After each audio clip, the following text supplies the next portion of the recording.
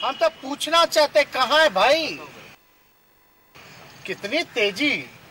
और देश में केवल एक ही नेता, एक ही घोटाला। गजब की एजेंसी है भाई, पीठ थपथपा रही है। ये तो तुत्ता का काम करती है, इसमें तो हमको बोलने की जरूरत नहीं है। लालू जी थोड़े से क्या सक्रिय हुए बेचारे, आप सब लोग जान रहे हैं कि तबीयत उनकी खराब थी, है भी। वो तो राष्ट्रीय अधिवेशन था तो उसमें उनको रहना ही था। थोड़ी सी क्या सकता हुई, अब तो 24 का ज्यादा दिन चुनाव का बचा है नहीं ना, तैयारी तो अभी से शुरू हुई। यूपी चुनाव के बाद लोकसभा की तैयारी हो जाएगी, तो थोड़ी सी सक्रियता आती है। और सीबीआई जो है विजय माल्या जी को भूल जाती है, नीरव मोदी जी को भूल जाती है, ललित मोदी जी को भूल जाती है, मेहुल चौकसी भाई को भूल जाती है। कुछ दिन पहले 23,000 करोड़ रुपए लेकर के भागे, उनको भूल गई। अरे ये देश से किसे बाहर चले गए। हमको हनीमून पे जाना मेरे लिए लुकआउट नोटिस था, हमको कोर्ट से लुकआउट नोटिस हटवा करके बाहर जाना पड़ा। हमने कौन सा अपराध किया था जब पे भी लुकआउट नोटिस था। हम तो कहना चाहते हैं भाई, इन लोगों के लिए नीरव मोदी, मेहुल चौकसी, विजय माल्या, नीरव मोदी, क्या इन लोगों के लिए लुकआउट नोटिस नहीं था क्या? क्यों नहीं था? कितने बड़े बड़े घोटाले हुए बिहार में, सृजन घोटाला, उसका रिकवरी कौन करवाएगा? वो भी तो कोषागार से गया, वो भी तो ट्रेजरी का मामला था। बिहार के कितने जिलों में हुआ सृजन घोटाला? मुख्यमंत्री के जानकारी हेतु क्यों नहीं मुख्यमंत्री पर कार्रवाई की गई? बल्कि चारा घोटाला में तो लालू जी ने ही आदेश दिया जांच का। जिसने जांच का आदेश दिया, जिसने जांच करवाया, उसी को तुम जेल भेज दी। कोई बात नहीं, लालू जी जाते जाते बोले ना झुके हैं ना झुकेंगे, हमेशा सांप्रदायिक शक्तियों से लड़ते रहेंगे। उसकी सजा मिली है, और देख रहा कोई एक बार थोड़ी ना, बार बार सजा मिलती जा रही है। लोग को लग रहा भाई किस बात का बार बार एक ही आदमी पे सजा सुनाई जा रही है। और जो यहाँ 80 घोटाला करके बैठा, सृजन महाघोटाला महापाप करके बैठा, बालिका गृह वाला, उन लोगों पे कोई कार्रवाई नहीं होती। तो भाई हम, मेरे अगर ट्विटर पे जाइएगा तो पहला ही टैग्ड है एक ट्वीट, थोड़ा पढ़ लीजिएगा। आज भाजपा के खिलाफ, सांप्रदायिक शक्तियों के खिलाफ देश में कोई नेता नहीं बोलता जहां लालू जी बोल रहे हैं, लड़ रहे हैं। अगर बीजेपी से हाथ मिला लेते लालू जी तो शायद राजा हरिश्चंद्र कहलाते। आज भाजपा और आरएसएस इन लोगों से लड़ाई लड़ रहे हैं तो भाई सजा काट रहे हैं। तो लालू जी डरने वाले हैं क्या, या हम लोग को डरने वाले हैं क्या? लालू जी का साथ जो हो रहा है देश की जनता और बिहार की जनता देख रही है। लालू जी के साथ जो हो रहा है वो यूपी में भी, यूपी की जनता जो है बीजेपी पर वार करने का काम करेगी, वोट का चोट देने का काम करेगी। लोग को लगता है कि लालू जी को जेल भेज देने से लालू जी कमजोर हो जाएंगे, पार्टी नस्ताबूत हो जाएगी। बिहार की सबसे बड़ी पार्टी निकल के आई, आरजेडी सरकार बना चुके थे महागठबंधन। ये तो कुछ बेईमानी कर करके इन लोग आ गए थे, तो लालू जी तो और मजबूत हुए, पार्टी मजबूत हुई।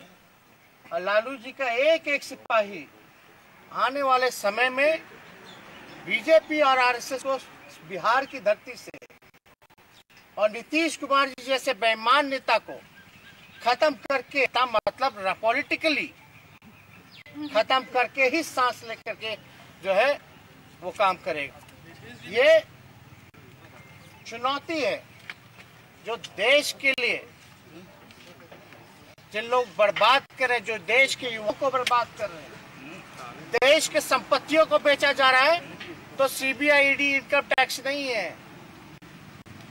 रेल बेच दिया, सेल बेच दिया, एयर इंडिया बेच दिया, LIC बेच दिया, इंडियन ऑयल, भारत पेट्रोलियम सब बेच दिया, लेकिन चार्जशीट हम लोगों पर। किस शर्त पे बेचा, क्या बेचा, और खरीदार 2-4 ही लोग पूरे देश भर में देश के संपत्तियों को खरीद रहे हैं। ये है क्या न्याय? कहाँ है जांच एजेंसियां? हम तो चुनौती देते हैं, थोड़ा जांच करके बताएं। अरे सीबीआई प्रकोष्ठ है भाई भाजपा का, लेकिन जिस दिशा में ये जांच एजेंसियां काम कर रही हैं, ये आने वाले समय में देश के लिए खतरा है।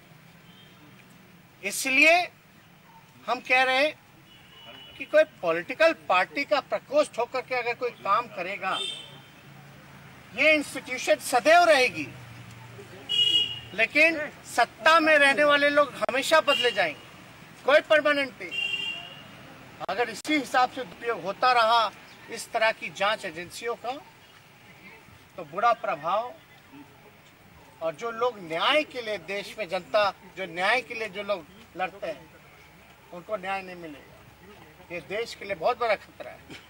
और हमने पूर्व में भी कहा, आज सर्वे करवा लो, आप लोग सर्वे करवा लीजिए, देश के जेलों में सबसे ज्यादा गरीब लोग जेल में बंद, गरीब। और लालू जी गरीबों के नेता है, और कोई जेल नहीं जाएगा, सबको अक्यूटल हो जाएगा, सबको जो है छोड़ दिया जाएगा। और हमने तो महाराष्ट्र में, अब कोई बीजेपी का अगर कोई भाषण एड़ी के चोटी पे करता है, सीबीआई है, ये है, वो है, थोड़ा हमसे मिलवा दीजिएगा, उनसे पूछिएगा कि महाराष्ट्र में क्या हुआ था भैया। जो डिप्टी चीफ मिनिस्टर है पवार साहब, जब बीजेपी गए डिप्टी सीएम बनाएगा, तो सीबीआई ने सारे केस वापस कर दिए। याद कीजिएगा वाकया, सारे केस वापस कर दिए। जब सारा केस खत्म हो गया, तो पवार साहब वापस एनसीपी में आ गए, जो शरद जी के भतीजे हैं। जब वापस आए, तो दोबारा ईडी और सीबीआई के छापे और रेड पड़ने लग गए। यही है जांच एजेंसियां क्या? ये तो जीता जाता उदाहरण है, और हमको कैसे सैकड़ों उदाहरण मिलेंगे, इस पे हम नहीं कहना, लेकिन ऐसी संस्थानों का दुरुपयोग किया जा रहा है। नीतीश कुमार कह रहे थे कि जो लोग शिकायत करता थे, जो लोग पिटीटर थे, आज तो वही है ना, उनसे क्यों नहीं पूछते? क्या चीज? आप लोगों ने शिकायत किया अगर लालू यादव के खिलाफ, वो लोग आपके साथ। कौन? नीतीश जी बता रहे हैं। नीतीश जी थोड़ा सृजन के बारे में बताइए। I have no interest. Bihar की जनता और देश की जनता को रुचि इस मामले में नहीं है कि चारा घोटाले में नीतीश जी की प्रक्रिया क्या है। बिहार की जनता और देश की जनता का इंटरेस्ट इसमें है कि आपके रहते 80 घोटाले हुए, आज तक कोई अधिकारी, मंत्री या आप पे क्यों नहीं कार्रवाई की गई? सृजन मामले में क्यों नहीं कार्रवाई की गई? सीएजी का रिपोर्ट उठा के देख लीजिए आप सब लोग। 2 लाख करोड़ का हिसाब कहाँ है मुख्यमंत्री जी बताइए? 2 लाख करोड़ का इंटरेस्ट इसमें है। और नीतीश जी को बताना, हम देखिए बड़े हैं, मुख्यमंत्री हैं चोर दरवाजे के, तो हम इतना ही उनको कहेंगे कि चारा घोटाला में आप तो मत ही बोलिए। आप जहां बोलिएगा तो आपका क्या भूमिका है, अब हम जाना नहीं चाहते इतिहास में, कहां कहां क्या क्या भूमिका है, डिटेलिंग हो जाएगी। मुद्दा से नहीं भटकाना चाहते। नीतीश जी सृजन पे आइए, 80 घोटाले पे आइए, इस पे क्यों नहीं बोलते? 2 लाख करोड़ रुपया सीएजी रिपोर्ट में आया, कोई हिसाब किताब नहीं है, ये इंटरेस्ट नहीं है।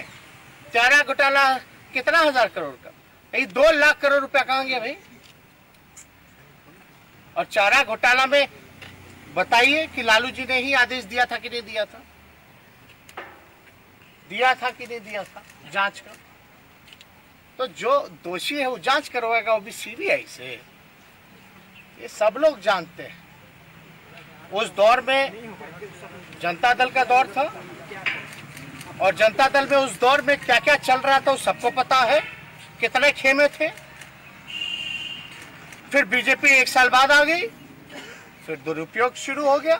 तो ये बताने की हमको जरूरत नहीं है। आपने बोला कि नीतीश कुमार की राजनीति जो है उसको खत्म करके बीजेपी को खत्म करेंगे, और चीजें बोला एक बार फिर से। हम बस इतना ही कह रहे हैं कि लालू जी के साथ जो हो रहा है बिहार की जनता देख रही है, और बिहार की धरती में बिहार की जनता ने लालू जी को आशीर्वाद दिया, और बिहार में सबसे बड़ी पार्टी के रूप में ही नहीं बल्कि हम सरकार बनाने का मैंडेट भी मिला था, जनादेश था, लेकिन चोर दरवाजे से ये लोग आए। अब देख रहे हैं ना लोग भाई कि क्या लालू जी के साथ बार बार एक ही आदमी को प्रताड़ित किया जा रहा है।